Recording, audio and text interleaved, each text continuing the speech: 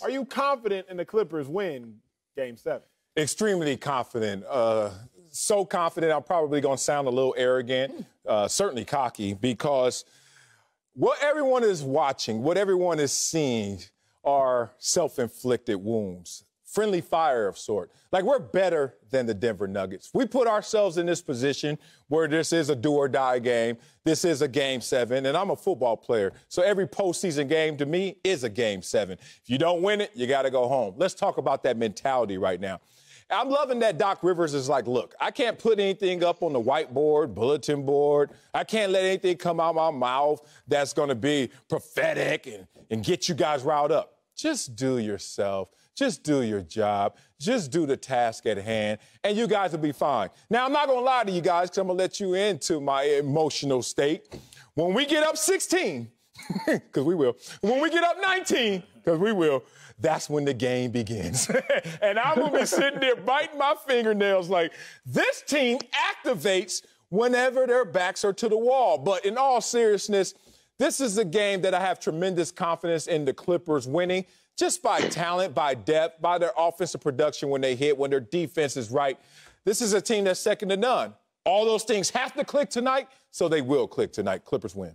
Marcellus, I'm not confident. I can't be confident, sir. Oh, what's on camera? You vocally have embodied the Clippers, and the problem is, sir, you got a lot of pride you speak with, and the pride comes before the fall, sir, as we all very well so know. The problem with the Clippers is they're playing a team that don't play around. We talked about this yesterday. I think it was off camera. You know, growing up, you got them roaches in your house, and probably just that one roach. You keep talking about my house. And you try to kill that one roach, Marcellus, and it just won't die. You step on it, it just keep doing like that. Then you hit it with that raid, it just keep doing like that. He got life. The problem is that little roach won't go away. See, the Nuggets, they won't go away. Clippers up by 19. Nuggets ain't going away. Game before, Clippers up by 16. The Nuggets ain't going away. But the thing I think most about is Shaquille O'Neal said it before the Nuggets' last Game 7 against the Jazz. He said, you never know what can happen in a Game 7.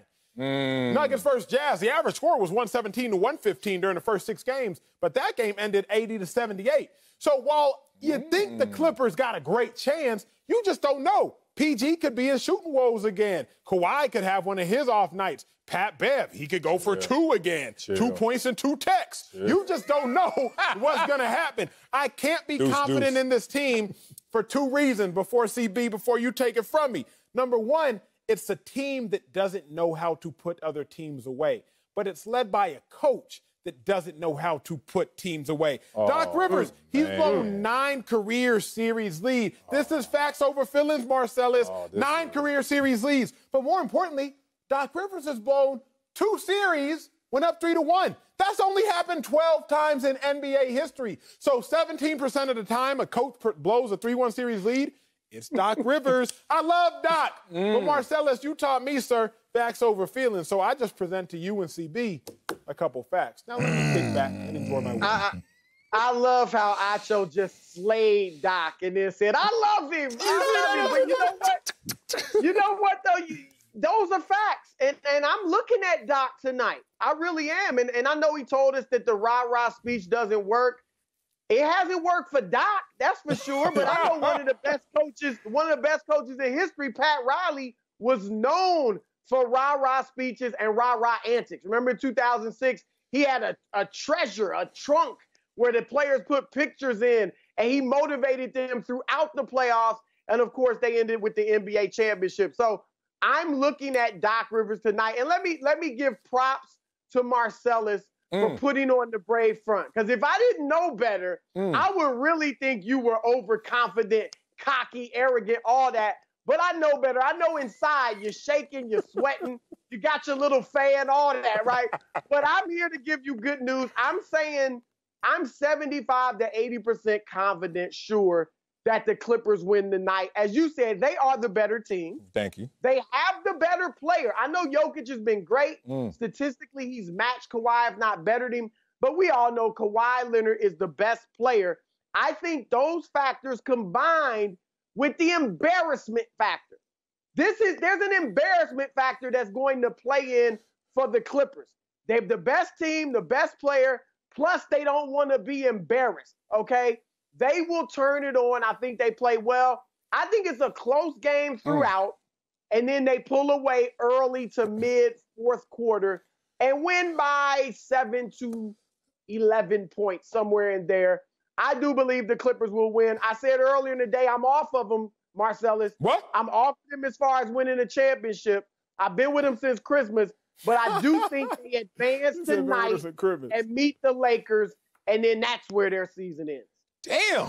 With friends like y'all, who needs enemies? I mean, y'all some backstabbers, some traitors. I was with you until it got rough, and then I'm gone. Like, you a married man. You committed. You know that when it gets rough, that's when you got to get tough. And you're not going to get tough with our boys. And we're a better team on top of that. Ooh. And Acho up here slicing and dicing and choosing and fooling with these facts. But there are also other facts. Who has the most Game 7 wins in NBA history? Red Auerbach. And who has the second most wins in Game 7 in NBA history? Doc Rivers. Because he played with his food. No, that's not a compliment. Stop going to 7, Doc. Stop going to 7. Stop playing with your food. You should have won at 6. I ain't gonna lie, that ain't the stat I want to be like number 2 or number 1 in, but it's the facts. That's the point. But forget all this, y'all. We can't forget that we're all human beings, and I'm a humanitarian. And right now, I have a public service announcement. Talk to me. That is really going to pull on your heartstrings because, being real, a lot of people tease me because I was an underdog growing up. And being an underdog growing up in inner city Los Angeles, Compton, South Central, I just wanted something to represent me as an underdog, someone that no one ever thought could make it, a team that no one thinks could make it. That's the Clippers. And a lot of times y'all want to tease us and talk about the Clipper curse. But it's not about me, guys. There's no such thing as a Clippers curse because the universe right now is sitting there saying we owe you Clipper fans. And I'm not even going to talk about me. What about Clipper Darryl, y'all? What about my man Clipper Darryl? Think about how long he's been a fan, OG fan, best fan of any franchise in any sport. Don't y'all owe it to Clipper? Don't y'all owe it to Clipper Darryl to get this one? That's what the Clippers got to do. I ain't going to talk about Billy Crystal and Penny Marshall and countless others, all 97,000 of us in the fan base. We ain't that deep. But the point of it is, if y'all don't have a heart for that man right there, the OG fan of any franchise in sports history, then you ain't got a heart. Here's the thing, Marcellus. I need the Clippers media department cut that clip and play that pregame because that's the rah-rah speech that the Clippers need. Like Doc Rivers talking about he don't give rah-rah speeches. What was it, Ty Lue 2016? I believe the true story, talking about how he left a wad of cash in the Oracle because he said, we coming back here to win the Game 7, to win the whole chip. When they had to go to Cleveland and win one at the Cube, then they had to come back and win one. Marcellus, you played the game. I played the game. CB know the joint better than all of us sitting up here talking, smacking these gums. There has to come a point where there is a little bit of motivation. What we know about the Clippers is the reason they're taking L's is not physical at all. It's all mental. It's all psychological. So the fact that Doc Rivers isn't willing to play into the psychological aspect, the one reason the Clippers aren't willing the game, it gives me cause for pause and it gives me cause for concern. I wouldn't be surprised if the Clippers lost. Sure, do I think they'd win? Yeah, in theory. But none of us, I think, up here would be shocked if they lost. We'd just be like, oh, yeah, they was playing around. Well, as you said, you can't be shocked by anything that happens in a Game 7. So there's that. Now, historically, no team has ever come back from a 3-1 deficit in 2 playoff series in the same postseason. Yes. So history's on the Clippers side. But as you said, Acho, Doc may need to try something new. I mean, we clearly see that the Clippers lack spirit and they lack some motivation and they lack execution. All of those things are that when the coach jumps on, that's part of his job. That's part of the coach's job, to get you to be motivated and play with intensity and to get you to execute.